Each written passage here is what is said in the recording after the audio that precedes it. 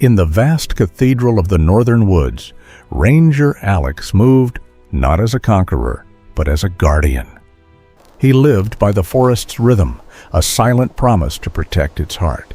For years he'd shared these woods with a lone gray wolf, a magnificent specter he had once freed from the cruel bite of a poacher's snare.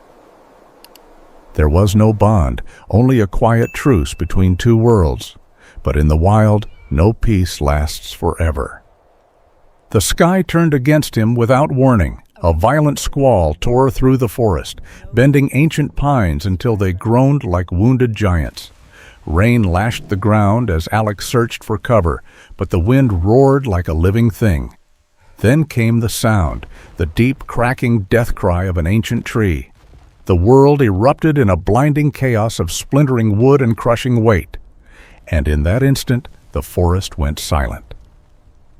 Consciousness returned not gently, but like a hammer. Pain filled every breath.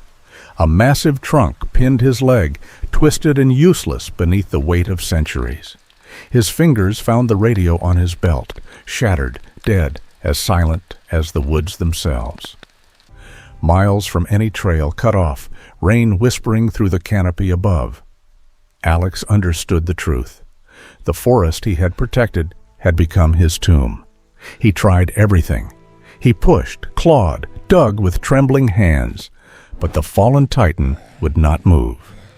As hours bled into dusk, exhaustion crept in, and the cold began its slow theft of his strength. He leaned back against the bark, eyes heavy, breath shallow. Then, a sound. The sharp, deliberate snap of a twig. Two glowing eyes hovered at the edge of the clearing.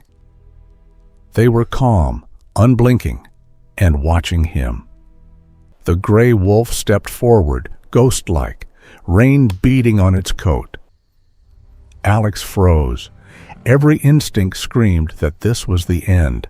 He was no longer the ranger. He was prey. But the wolf did not attack. It circled slowly, its gaze flicking from Alex's face to the great fallen tree as if studying the trap. Thunder rolled again, far away, nature itself holding its breath. Minute by minute, the wolf's silent patrol drew tighter, its movements purposeful, almost thoughtful. Then it stopped. For a long moment they stared at each other, man and beast, bound by something unseen. And then the wolf turned and disappeared into the dark. Relief flooded him, followed by an unbearable loneliness. He closed his eyes, ready to surrender.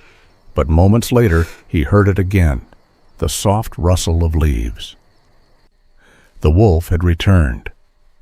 This time it carried something in its jaws. It stepped closer, slow and careful, and laid its burden beside him. A rabbit. A perfect, unbroken gift. Alex stared through the blur of rain and disbelief. It was an offering, a gesture beyond reason or instinct, an act of compassion. In that moment, the line between man and beast disappeared. Only empathy remained. The wolf lay down a short distance away, its body facing the forest, guarding him against the night. Through the haze of pain, Alex felt the ember of hope rekindle. He was not alone. But as the night deepened and the storm fell silent, the wolf stood again.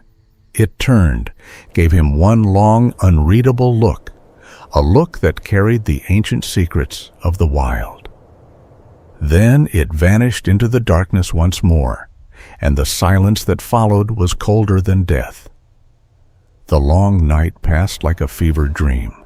Alex drifted between pain and fading light. His breath shallow, his body surrendering.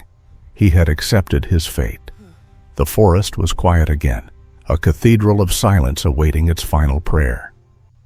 Then a sound, distant, human, a voice calling his name through the trees. He forced his eyes open and saw movement. The wolf burst from the shadows. Behind it came beams of light, cutting through the mist, flashlights, voices shouting. His rescue team. The truth struck him like thunder. The wolf had not abandoned him. It had gone to find help. Through miles of storm and wilderness, it had led his human pack straight to him. The rescuers froze in awe at the sight of the animal standing calmly before them, their silent guide. As they worked to free him, the wolf remained at the tree line, watching. When they lifted Alex onto the stretcher, he turned his head and searched the shadows. There it was, a gray silhouette against the breaking dawn. Their eyes met one final time. In that gaze lived gratitude, respect, and a bond that defied every law of nature. Then the wolf turned and disappeared into the forest, its promise fulfilled.